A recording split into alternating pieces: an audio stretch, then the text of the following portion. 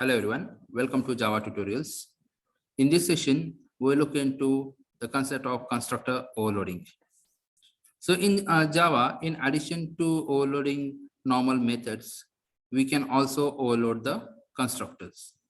So basically, constructor is a method having the same name as that of a class, but without any return type.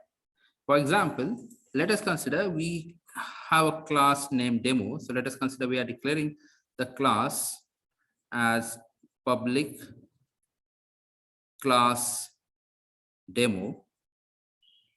And within this, we have a function named demo, it's mo, without any return type.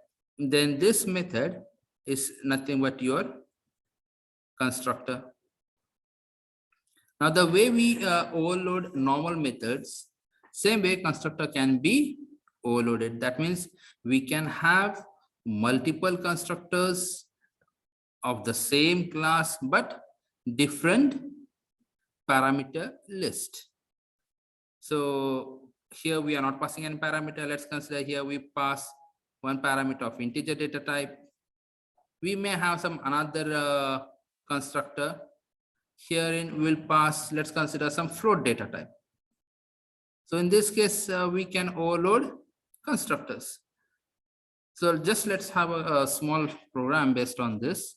We'll create a class named demo, and within that we'll overload the constructor, and then we'll create the objects of the class so that the constructor will get fired. So let's consider name of the class as demo public class demo. So let me save this first as demo.java. So now we create a constructor. So we need to create a method without any return type. We won't write any return type over here. We'll just write the name of the class. Okay. And then just write down over here system dot, because it's a default constructor, we'll write something like this, system dot order println. We'll say default constructor is fired or executed.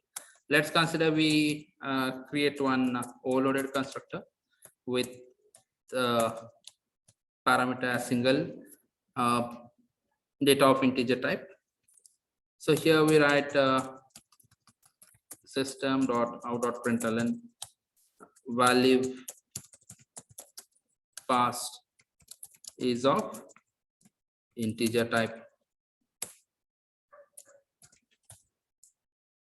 And third case, we'll have a float data type. And here, let's say we write something different, such as hello world. So system.out.println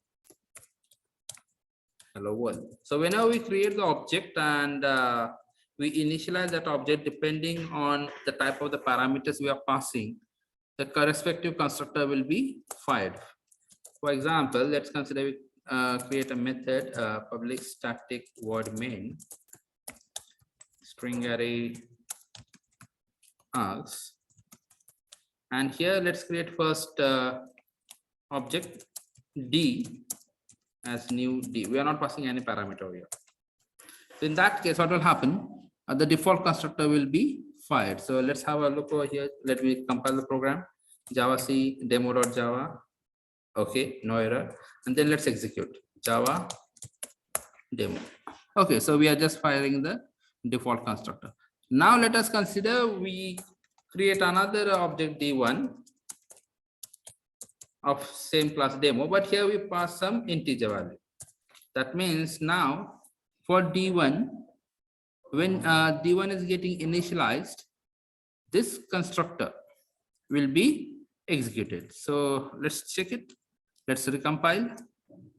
It worked, and now execute. Yes. So first constructor of default constructor is getting fired because we are creating the object d, and then we are creating object d1.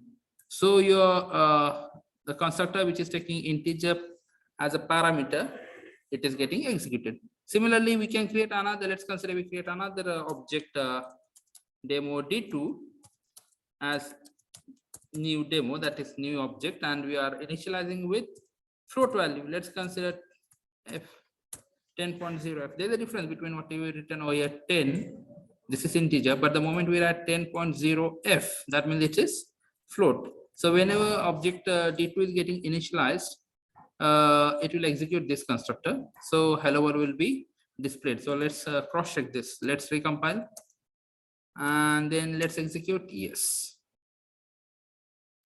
So that's it in this session. So we continue the rest in the next session. Kindly hit like and share button. Thank you.